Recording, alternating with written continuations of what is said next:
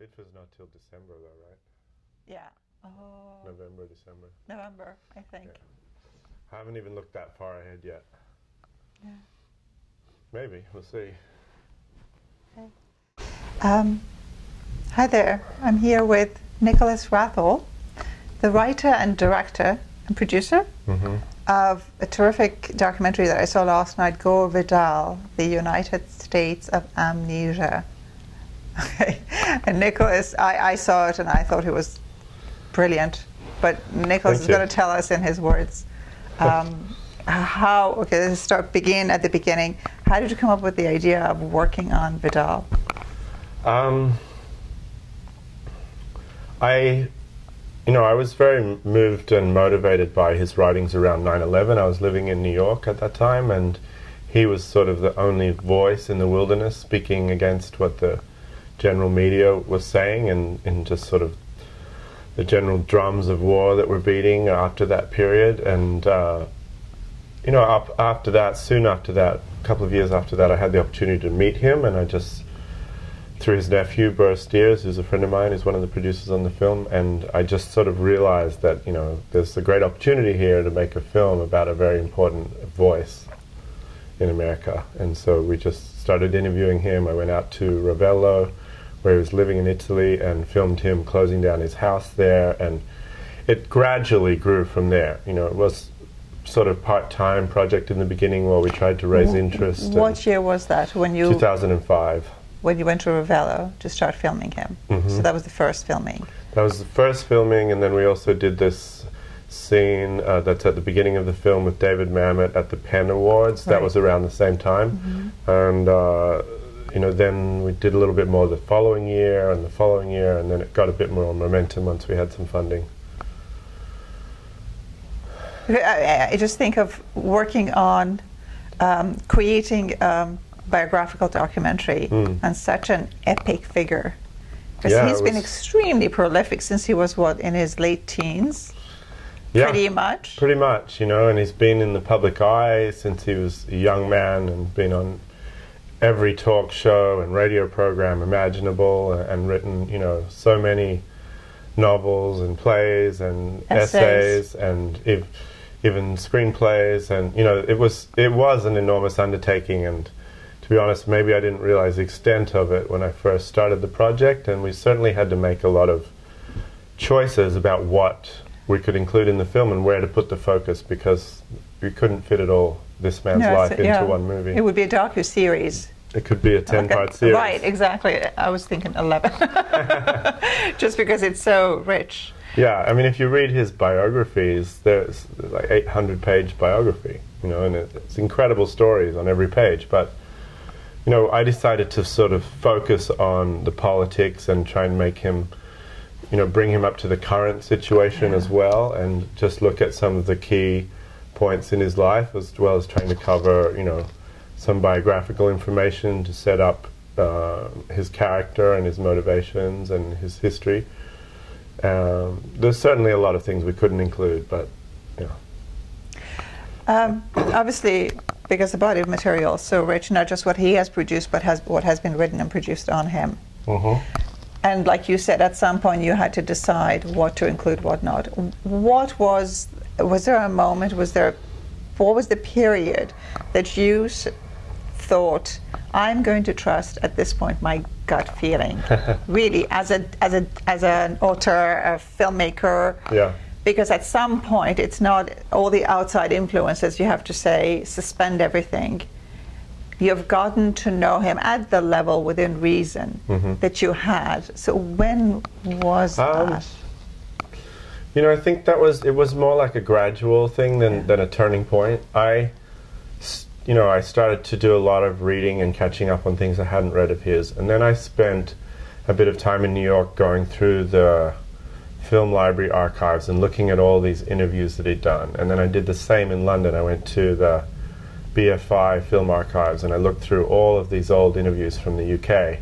And I just started to log the ones that interested me, and the politics was really what was interesting me, and his kind of analysis of, the rise of the American empire and the fall of the Republic. And that was always sort of my key central theme. And so I started to gather a lot of clips and information around that. I started rereading his essays and some of historical novels and listening to him, drawing historical parallels. And the first pass of the edit I did in Australia, actually. I took the material back there. I hired a great editor, Suresh, and at that stage I'd only interviewed Gore. I hadn't interviewed anybody else.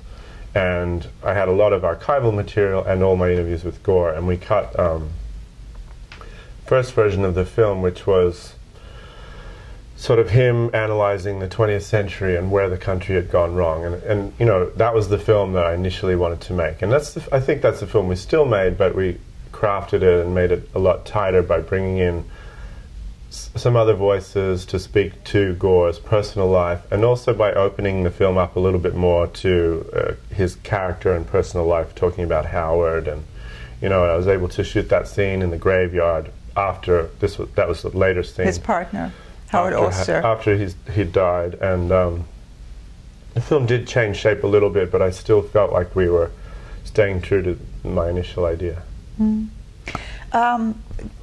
Vidal passed away at the end of July 2012. That's right, 31st of July. 31st, right. When was he able to see any of the footages? He didn't see the edited version of the film, but he did see a lot of the rushes. When was it? I guess it was in 2010, when I was about to start editing back in LA, and I was looking for editors, and I was in LA, and I did that. Maybe it was 2000, yeah. I gave him like 20 DVDs of pretty much all of the interviews I'd done with him, all of the scenes we'd shot in traveling in Venice and in DC and in Cuba. And, his book agent in New York had put some pressure on me as well to show them what I was doing, so I sent them both copies of everything. Wow. And then I didn't hear from them for like a month, and then finally I just started calling Gore, saying, "Have you looked at any material? I'd love to come and see you again." And he was like, "Yeah, come over." So, I didn't want to ask him what he liked or what he didn't like or anything, because I didn't want to get him involved in that. But he'd looked at it, and so did his agent, and then we continued making the film. So you began filming circa 2005. And when did you wrap up? You said, "I'm finished filming, let's get into the editing." Not until 2011 I did that last interview with him in the red chair, where I asked him about his legacy. And then after that, I didn't film anything else. And I started editing pretty much full time towards the end of 2011. And then had a couple of breaks, but basically edited for over a year with a couple of different editors and the post-production all through 2012. And at that time, I did see Gore once, twice, but he was quite sick for a while and deteriorating, so I didn't want to film him anymore. It didn't seem to be appropriate, we are in Boston. It is the academic mecca of America. It is indeed. So I bumped into a couple of academics just randomly and talking to them, and who had seen after the film, and they all said, well, at least 2 out of 3 said, "I don't like Gore, but I really enjoyed the film," which I think is a big coup, because if you don't like someone, they're attracted enough to come and see it, and then end up liking it and like the character, even though they continue to disagree with him. And one of them, it caught my attention as a recovering academic, that he said, "Oh, I don't think he was deep enough, and because I don't like historical fiction.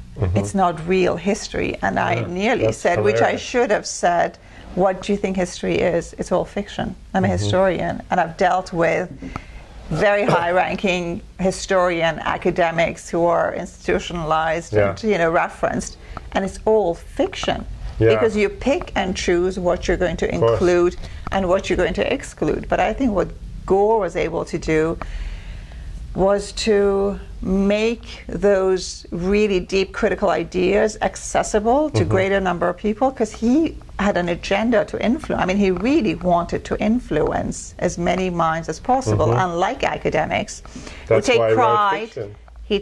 Who take pride in the fact that only 7 people read my thesis or book. Well, I think Gore was always, shunned by that academic world, and he was outside that world because, like you said, he wrote fiction. Yeah. But his historical fiction was incredibly well researched and he was very precise about what these people said. He created figures in Lincoln, for example. One of Lincoln's secretaries is a made-up figure, but every word that Lincoln says in the book is from the historical records. Like, he's very precise about what he has these people say. And he tries to elaborate and show motivations and build the period around them through other characters, but he's very accurate with the key figures, and he always was very clear on that.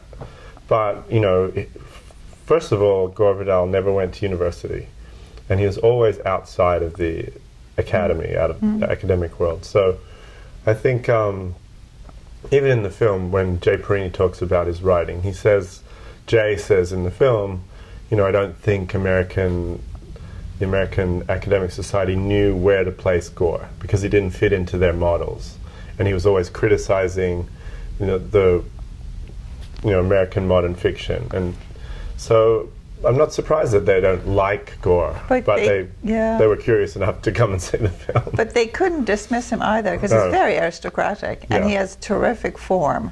I mean, and his he's very style. knowledgeable and very well read, and he's a very good critic.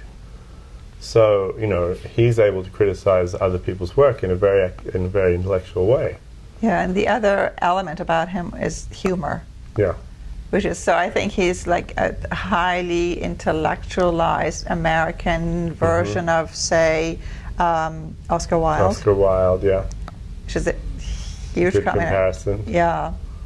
And academia doesn't like to make fun of itself or anyone making fun of it. Not at all. It's like it's the worst thing Not you at can all. do. Gore used to always make a joke about all these different modern American novels that are writing about having tenure in Ann Arbor and the affair I had with my with my students or whatever, and he just thought that kind of thing was complete rubbish and pointless. And I don't know, he didn't he never really spoke to me about sort of any great authors that he admired in the sort of modern American canon. I'm sure there were a few, but he spent a long time, I think, trying to introduce some foreign authors. Like, he was one of the key people that introduced Calvino to the American public. He was good friends with him, and he made sure that Calvino was published here. And he was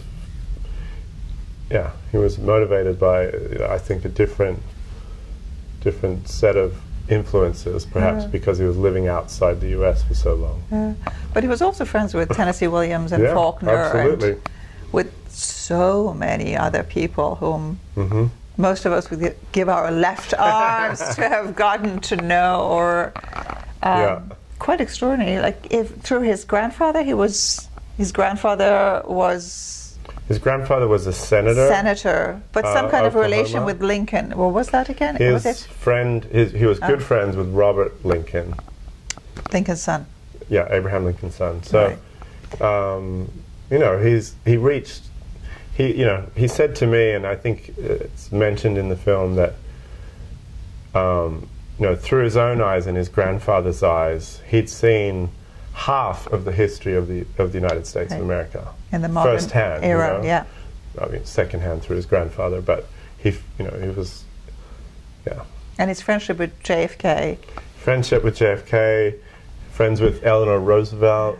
Here's a man that sort of knew everybody, and that was a big question for me in making the film. Who could we include? If we tried to include everyone that he knew, everyone that he met, it would just be a film of other people talking about Gore, which you could easily have. But, here's a man that knew everyone from JFK and Tennessee Williams and Eleanor Roosevelt through to the modern times of knowing people like Bruce Springsteen and Sting, and, it's quite a range. Yeah, I think so many of us know Gore, of Gore, have read things by him or references or seen. But I think this documentary is going to come as a great surprise to a lot of people because there's so many elements. I mean, he has such a rich life, which had not been introduced. I mean, unless you go back to people who are in their 70s and who have followed his career. Right.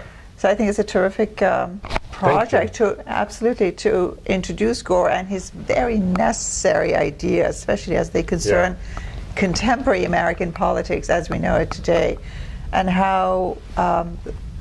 And he was like an 88-year-old rebel.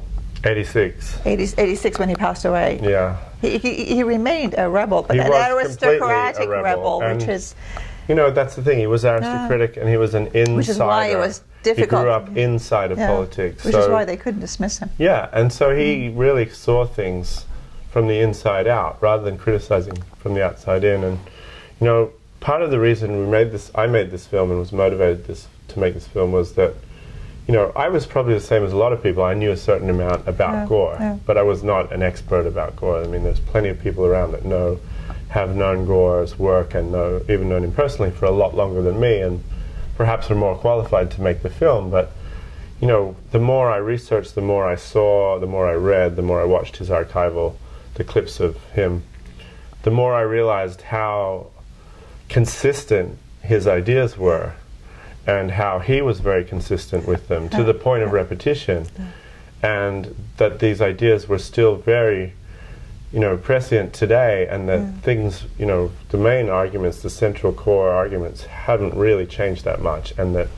you know, part of my motivation, like I was going to say, was to bring Gore's ideas and his spirit and his message to a younger generation, like myself, and younger still.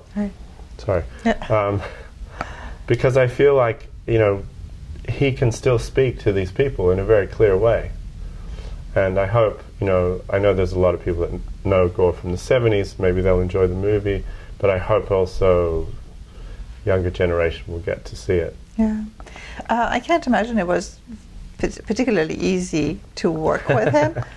No. I mean, for a good reason, as it is. I mean, most great minds are not very patient of... well, yeah. He certainly and also didn't his humor. suffer fools. You know, Gore was very,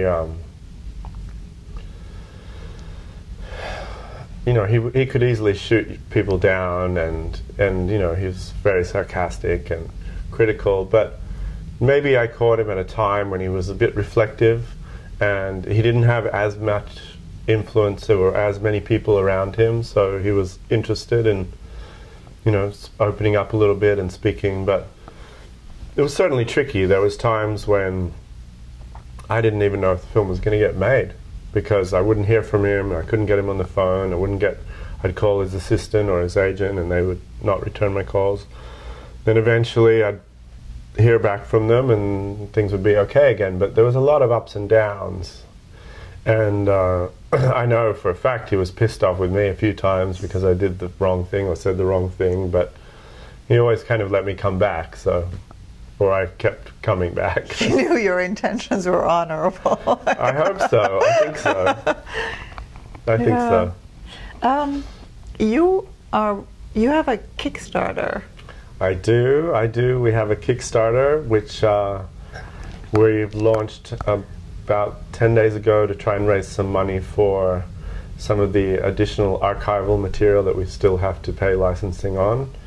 Have a large bill from the BBC Motion Gallery that I have to pay soon. So if you go to our website, which is www.gorevidaldocumentary.com, you'll see a link to the Kickstarter, and I'd really appreciate any help anyone wants to give. Yeah, and those archival fees are not... No, they're quite substantial, and we have to pay them. We can't keep showing the film. I have 60 days from the day we license them to pay it all. So. Wow. So it's time sensitive. It's time sensitive. We need to raise this money in the next few weeks. So please get on board and help us in any way you can. Yeah. What are you working on next? Nothing right now, to be honest. I've got a couple of things that we're researching and developing, and one that we're trying to get rights towards. So nothing immediate that I can talk about just yet. Okay. Well, this just premiered in Tribeca. So We did premiere in Tribeca it's hot last off week. the press. It certainly is. We were still so you'll finishing be working the film. on this for another year, promoting it here and I there. hope so. Yeah. I think you know, I'm ready to. I'm not quite ready to start something new, but I'm going to spend a bit of time researching over the next few months while we promote the film, and yeah, I think we'll be hopefully going to festivals and working on with Gore Vidal for the next few months. Very cool. And you have obviously support of his estate, or his estate is not really involved in the film. You know, I have support from his family, and I have, you know, Gore's permission to make the film, and the estate is actually, I think, in a bit of flux right now. They're setting everything up. I'm not sure of the details, but you know, it's only recently. So you're that he pretty much passed on your away. own. Pretty much on my own, I'm afraid. Okay. And you're looking for distribution? We are looking for distribution. We have a sales agent that's having a lot of meetings at the moment. We've had some interest since the film played in Tribeca. We had amazing reviews and press at Tribeca, and sold out. I've been reading them, yeah. Great. Yeah, the film sold out, so I'm confident that we'll sell the film. Excellent, great. It's great to meet you. Thank you. Thank It's you so so nice much to for meet your you too. time. It's a pleasure. And yeah, I'll include all that info in the link. Great. Okay. Take care. Fantastic. Thanks very much. Till Thank next you. time.